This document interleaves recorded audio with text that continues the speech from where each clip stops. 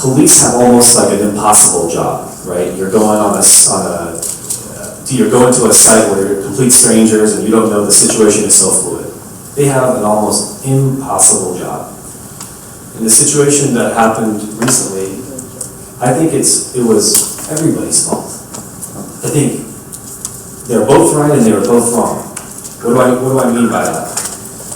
From the footage that we've seen, I'm human just like everybody else. I was previewed the same amount of footage that each and every single person here saw. So we have to speak pragmatically on this topic. And what we see is, I thought the cop was standing too close, and obviously you can never point anything at a cop. It took 50 minutes for an officer to respond. 50 minutes. That is too long. It's too long. Too long. 50 minutes. Too long. Too long. Why did it take an officer 50 minutes to respond? In Oklahoma.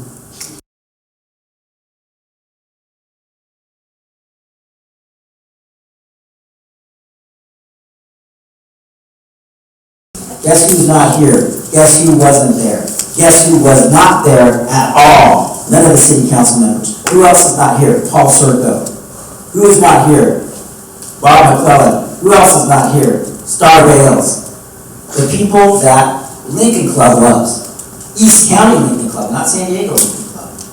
And so why are they not here? Why were they not there? Why was it up to citizens like me to be there when it happened? And I think part of it, honestly, is your responsibility as the press. You guys have done a great job. East County Magazine, California Tribune.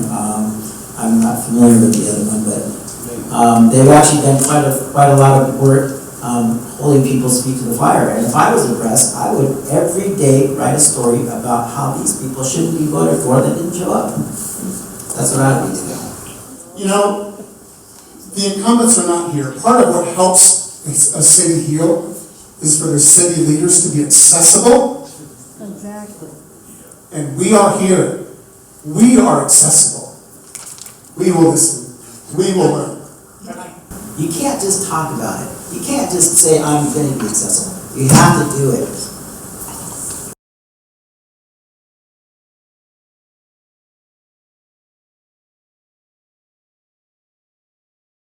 They need a professional management team that actually knows what they're doing to run it properly, so it's not running a constant deficit.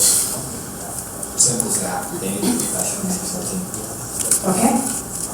I would like to see that Friendship Festival come back, and not as a city expense, but as a volunteer effort. Very good. So Ms. Harper, the EPAC is something that I'm very passionate about. Yesterday I get in front of the council meeting and plug at them, and they have right up. What we need to do is we just need to stop. Once again, it's about what they want to spend the money on and not where the people want to spend it. We can go up in front of them and ask them to put it there. If they don't want to, they're not going to. They've got that vote. So in order to get that PAC open, we have to get the people off the council that are making those decisions. So we've got to remember who's for it and who's against it. 4 years ago, I was in charge of setting a budget for this ECPAC Foundation with other candidates who ran. Yeah.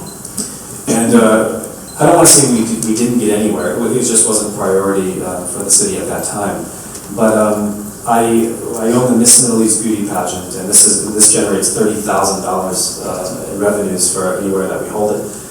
So we're more than willing and ready to rent out ECPAC whenever it's open, and other organizations that we're tied into now. So we want to use it, but it all comes down to economics, if it's feasible. I just think right now that they're concentrating on the motel that's in the front, and I think that's going to be the next project. I talked to Doug about this, I think, a month ago or two, because we wanted to book an event there, and he said that it's going to open, it's just they can't give me a definitive answer as to when.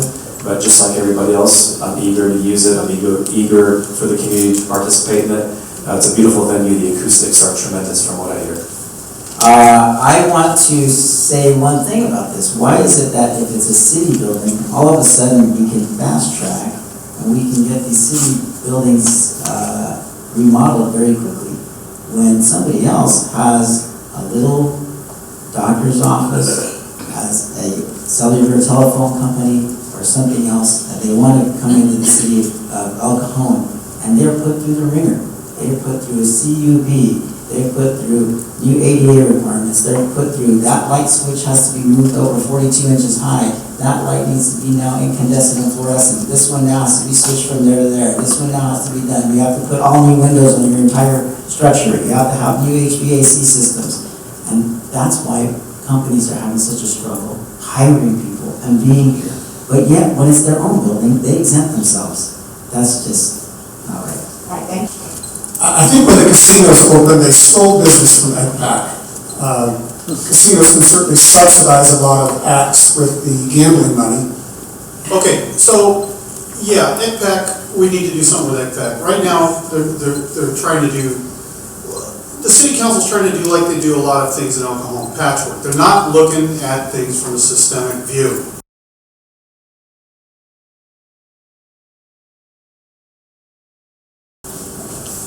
I believe that we must deal with healing the diverse groups that are here.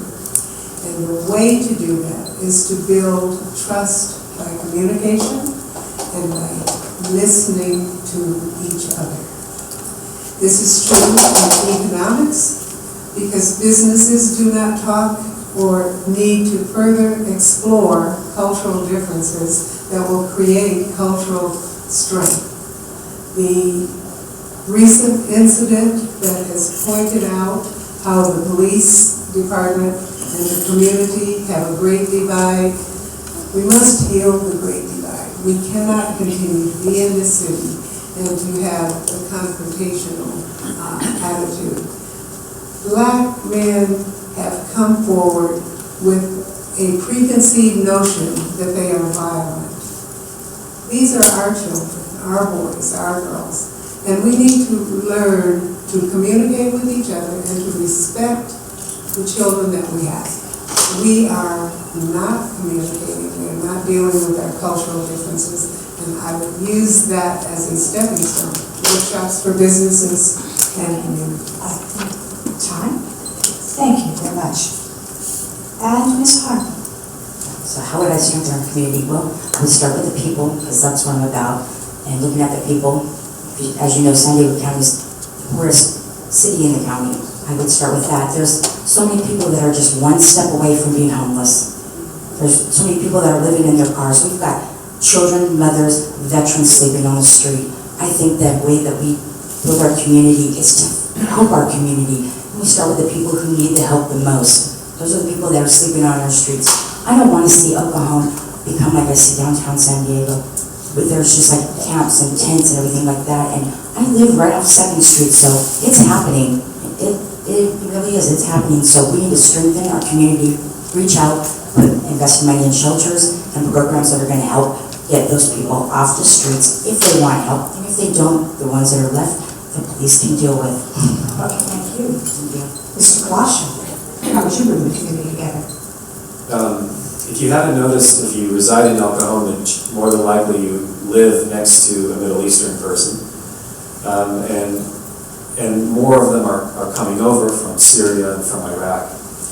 Retired Senator Wadi Deda once said that I would be the perfect liaison between that Middle Eastern community and everybody else. And I believe that I would be still. I speak their language, and I don't mean that literally, I also mean that metaphorically. I can strengthen the businesses, and I can educate them on commerce and how business is done here. One of my Ben's 5 plans is fear and division. And fear and division is prominent here in a city like El Cajon. My wife and I have walked to over 900 homes asking people about their concerns, and everybody says they don't want downtown to turn into Little Baghdad. And I can appreciate that point of view, and I think that somebody like me could help the business owners there maybe have multilingual signs. I know some of the signs most people here can't read Arabic, so we have to have signs in English. We need to take care of our homeless. They have mental health issues, they have substance abuse issues, they have PTSD issues, some are veterans, some are just temporarily down and out. And so certainly if we provide the resources from the county, 20 million this year, 28 million next year, to help the homeless, it's gonna positively impact everyone's life. We need to help the homeless, we need to help the veterans, we need to help our entire community. And the way I see this is to set politics aside, okay? We need to get everybody involved in things like the homeless task force that's starting out.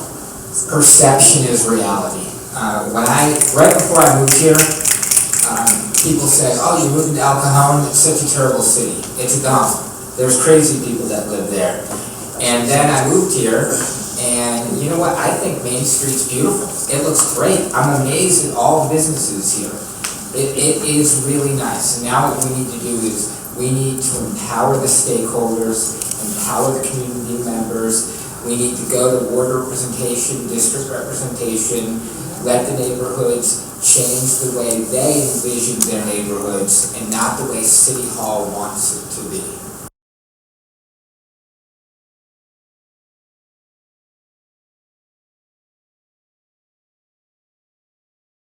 The African American community, the Black community, is a vital part of our community. We can't be a community, we can't be alcohol without them. So protest, healthy protest is vital to a good community. Dialogue is important. Even if we don't agree, if we disagree, go outside, count to 100, come back in. We'll do that again until we come to a conclusion, a meeting of the minds, a meeting in the middle about how we can move our community forward. We don't want the Black community to be disenfranchised at all. They are as much a part of this community as Chaldeans or Caucasians or Asians or whoever, and I'm not just saying that to pander to anybody here. Okay, I gotta stand up for what I gotta say, because I'm gonna go back to this grassroots systemic approach. You know, there was a point here specifically, what are we gonna do about helping the Black community? Help your community as a whole, folks.